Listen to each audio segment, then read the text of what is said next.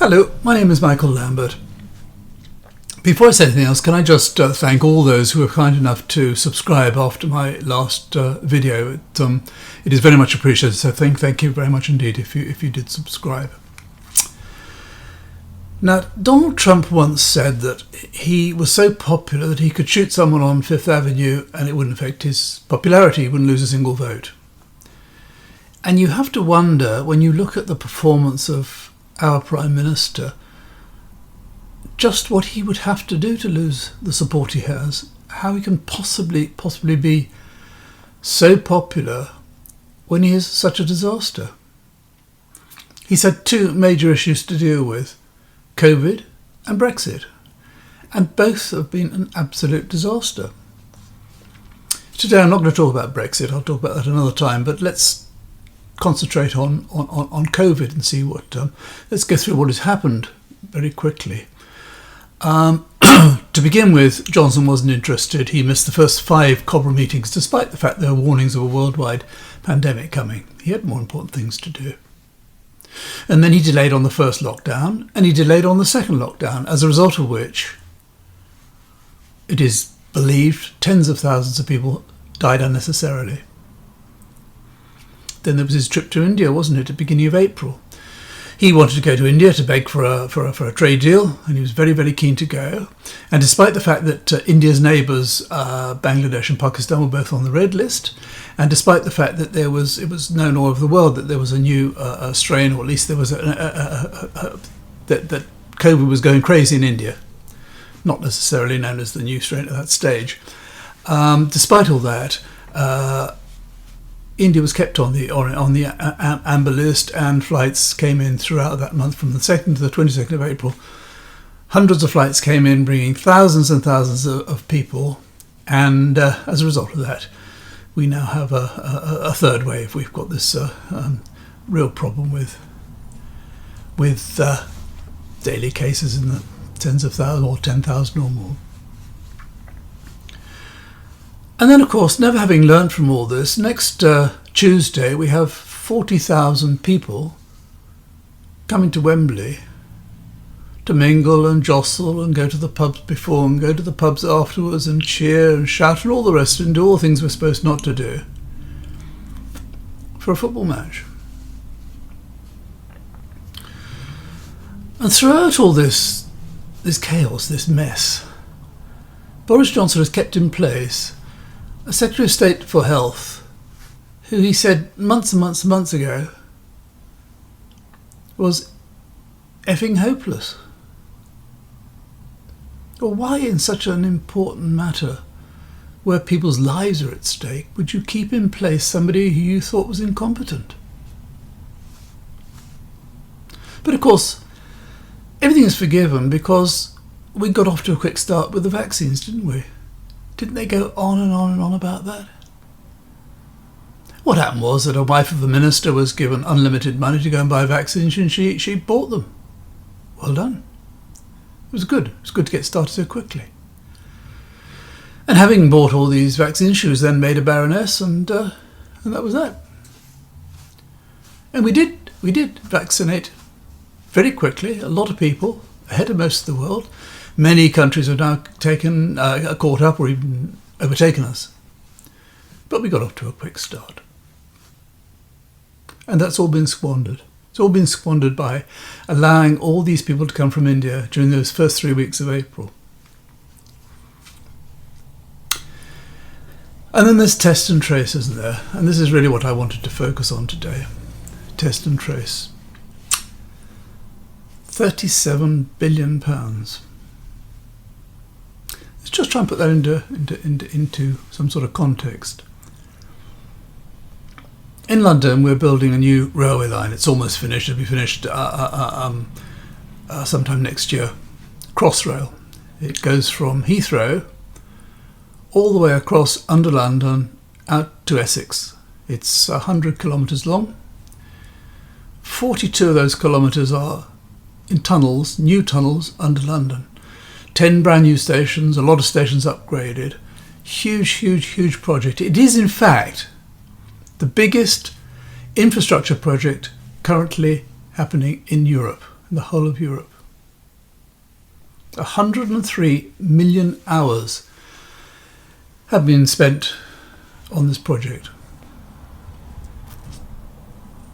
And that's cost just over half of the money allocated to test and trace. Where's this money gone? I mean, it's a staggering amount of money. And one woman was put in charge, wasn't she? Dido Harding. She's now left. She admitted herself on Woman's Hour on Radio 4 a few weeks ago that it had been a bit disappointing and that it could never have been expected to work on its own and one thing or another. But she's moved on. In the early stages, there were something like 2,300 consultants working on this test and trace, being paid between £1,000 and £6,000 a day each. It's like £20 million a day to consultants. What were they consulting on?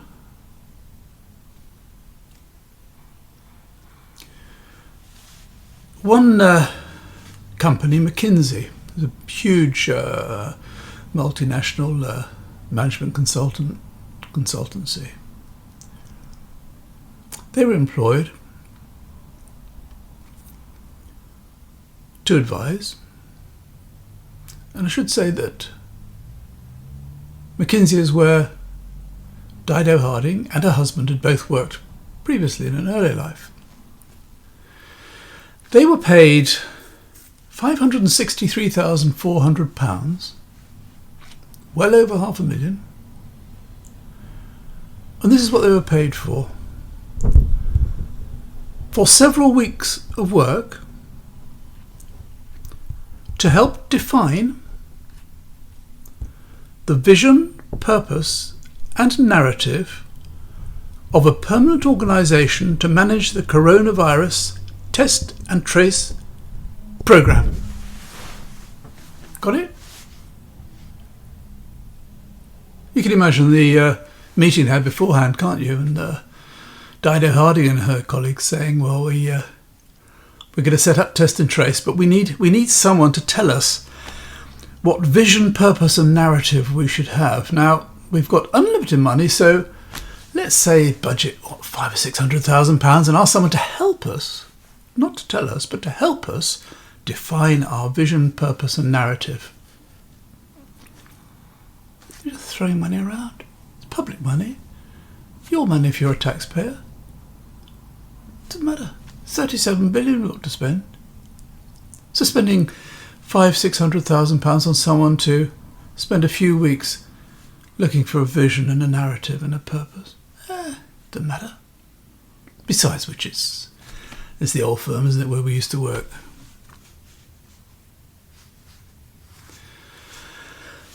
Now the shocking thing is that clearly test and trace was a complete utter waste of money, or beyond a waste of money. It was a complete waste of time.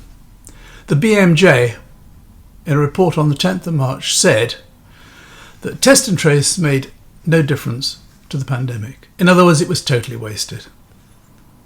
It made no difference. And as a result of all this huge expense, where do we end up? Out of 222 countries and territories listed on Worldometer, the coronavirus tables, we are 7th. Remember, we are the 21st largest country in the world. We are 7th in total number of deaths, 7th in the highest number of current cases, and 7th in the total number of deaths. It's not good. Not a good result, is it? Well, beating almost. Yet somehow this doesn't affect the government's popularity, Boris Johnson's popularity. Everything's fine. We got the vaccines done early, didn't we? Before France. Now, the thing everybody should be really worried about is this, that this Dido Harding, who clearly is not as half as capable as one might think looking at her, the sort of jobs she's been given. She is now favoured to become head of the NHS. Her husband is a Member of Parliament, a Conservative Member of Parliament called John Penrose. He's also the champion, government's champion, I think it is, or anti-corruption champion. That's what he is. The irony never ends. He sits on an advisory board for a think tank called 1828. And they believe the NHS should be replaced by an insurance system. In other words, it should be privatised, like in America, whereby a huge chunk of the money that goes to pay for healthcare goes to shareholders who own the insurance companies. So the woman who's about to become head of the NHS is married to a man who supports a think tank that is in favour of nationalising, of privatising the NHS. This is something we should all be really, really worried about. Anyway, I will make another video about Brexit shortly, and so for the moment that's all. But thank you if you've watched this far, and until next time, bye bye.